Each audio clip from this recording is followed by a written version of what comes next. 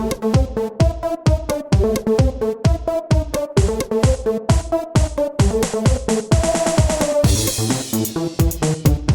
to Beyond the Bounce, presented by ZTE. I'm your host, Byron Bogar, and joining me today, Portland Trail Blazers transfer two-way player, Mr. Wade Baldwin IV. Welcome to the show, Wade. How you doing? Good. So Wade, tell us a little bit about where you're from. New Jersey, right? Yep. Tell us a little bit about growing up in New Jersey. I had two real strict parents, I'd say. One FBI. When you define real strict, like how strict are we talking here? Well, Dad was real strict with basketball, sports-wise, whatever it was. Mom was real educational. That's a good balance, Wade. Yeah, it was tough growing up there. Mm-hmm.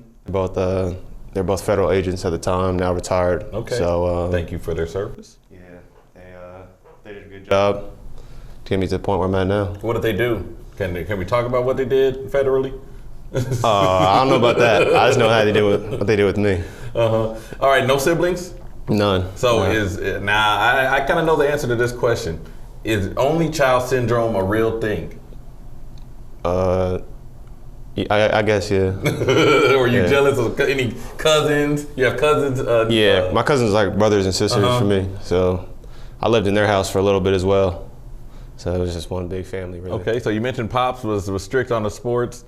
Yeah. What other sports did you play growing up? Everything like swimming, lacrosse, basketball, football, baseball. Backyard sports. Everything. Yeah, I did everything, but like soccer and hockey. Yeah. Okay. So where did you know that, hey, I may have a little something in basketball to one day be in the NBA like you were? It was my worst sport, and I was really bad my 8th grade year, and worked the hardest in that sport. Transitioned into high school, and that's when AAU starts getting ramped up a lot, my full season and everything. So I kind of just stuck with it and seen progress and started getting a little looks from small D1 schools around the area, and I just stuck with the grind, really. Now you were getting recruited, like you said, small area, but you chose Vanderbilt. What made you kind of choose to go with the Commodores? My goal was just real educational. I've been off by pretty much every Ivy League school.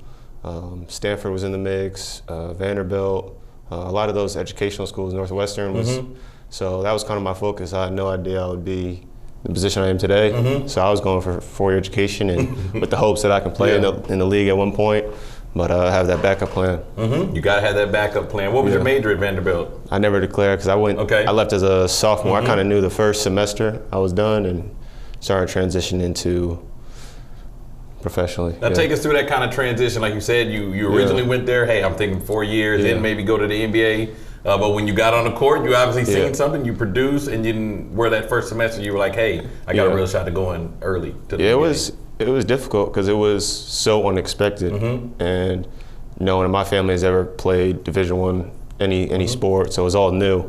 I had some rough patches, I wouldn't say depressions, but like I hadn't talked to my family at all, trying to separate. From going to high school to college? Oh no, in college transition to knowing, I'm becoming a pro, because you hear a lot of you need to do this, this, and this in order to, but I was so focused on trying to get my team to the NCAA tournament and all that, so there was conflict between those two, and I just had to shut one out. And just so you were definitely hearing the noise of the NBA's right here, but but you were able to stay focused on the task at hand in college. Yeah. So you made that decision leaving your sophomore year. Was it a tough decision to make for you? It wasn't. It wasn't for me. It's been a dream of mine since I was like a little kid, professionally. And first, I wanted to be an NFL player. I wanted to be an MLB, and obviously NBA as well. And I had an opportunity to go. And when Vanderbilt said, they're still going to honor my scholarship for 4 years when I wanted to come back, it was really an easy decision.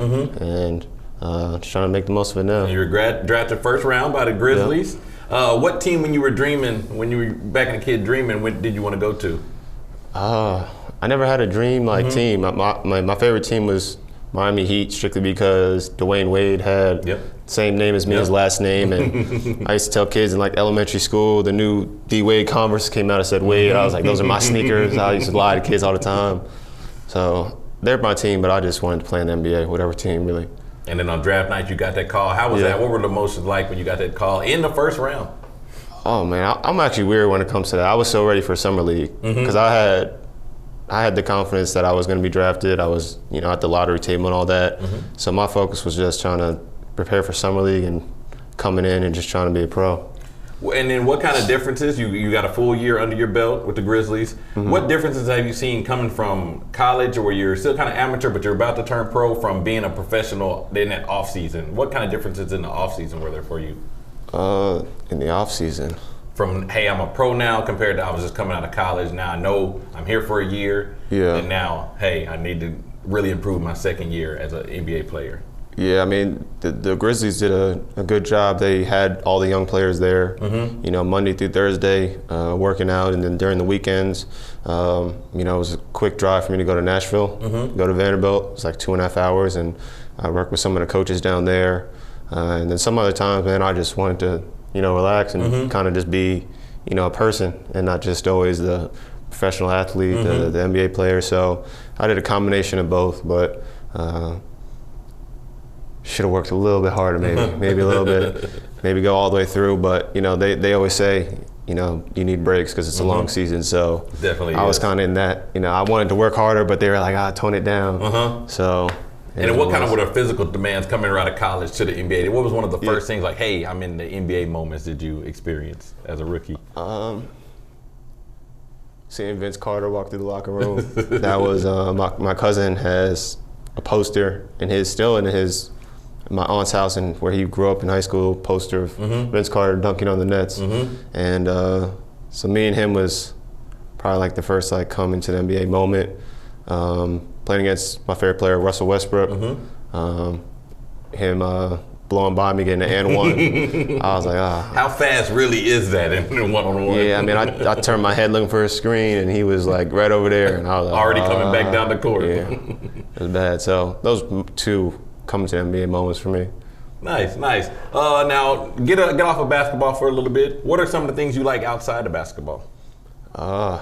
Golfing. I love golfing. Love playing tennis with my mom. Big video games guy. Who wins out of mom? Oh, I beat her. Really? Yeah. I'm pretty good at tennis, but she's really good. She's just slower now. She used to beat me. But how about Dad? What can Dad get you in? Can Dad he get me in golf. He cheats though. We were playing one time. I was up in like the 16th hole, and like fudge the scorecard cheat? Nah, he throw the ball this way, have you look this way? He forgot his phone at home, so he went back and drove home while I was on the 16th hole. He's a weird guy. He needs everything in line. Everything needs to be perfect for him. So he, stopped in the last 2 holes. I had like back-to-back sevens. I was on a roll though. But yeah, he's a low bet move. That's a bet move. Yeah, right he's a low 80s, mid 80s shooter, and I'm like a mid 80s, low 90s, mostly like low 90s shooter. So it's fun competing with him, especially in the summers when I have time to. So if you weren't playing any kind of sport, if you couldn't play a sport as your career, what would you be doing outside of basketball? Well, right now I'd be in school, but after that, I came into college wanting to be an athletic director. Definitely in management. I love high school, college. I wanted to go to college. Actually, when I went to Vanderbilt on my visit, I was talking to David Williams, who's the athletic director there. I think he's the highest paid athletic director in the SEC because he's a lawyer. And I said, by the time I leave or down the line, I want to take your job. And he gave me a little smile. But now transitioning, being around easy young fella job in time. Yeah, but now transitioning to playing basketball, being professional, I think it's cool being around it. Seeing how agents, work, managing, their players. So that's always what I've wanted to, get involved with is some sort of management, leadership type. Definitely position. A lot behind the scenes that the casual fan doesn't really see about the game of basketball. All right, so we have a couple Twitter questions here. Here at the Legends, we play we play every game, every home game is a charity game, so we play in different colored jerseys. We've had quite a few sneakerheads come through in our days. Do you consider yourself a sneakerhead? No, I'm strictly Adidas now. I sign with them, so whatever they send me, whatever I get on the online, that's what I get. Do you have a favorite Adidas shoe that you're liking? What are you rocking now on the court? I have to switch my sneakers at least like 6 times a day. Okay. I switch it, I just have too many flavors. But on the court, it's probably like the Dame Lillards, the Hardens, and just the Adidas models that they have. I just switch it up all the time. I hate just being one thing, have that one look. So Even in my walk around, like daily, I'll wear these sneakers, and then I'll go to Chipotle or something in a whole different pair, and then come back. If I go out again, I'll be in a different pair. Now, LeBron likes to change almost every quarter. Are you that type of guy? Do you change in the game, or once you decided on a pair, you're never in the game. I'll stick with one, but like maybe the next game, I'll switch it up. All right, I'm a 12 and a half. If a pair of Yeezys or I'm a something 12 and a pops half. up somewhere, you know what I'm saying? Hey, they're right here at your guy. But not to put you on the spotlight, you played basketball roughly, how long have you playing since you were, 7, 8?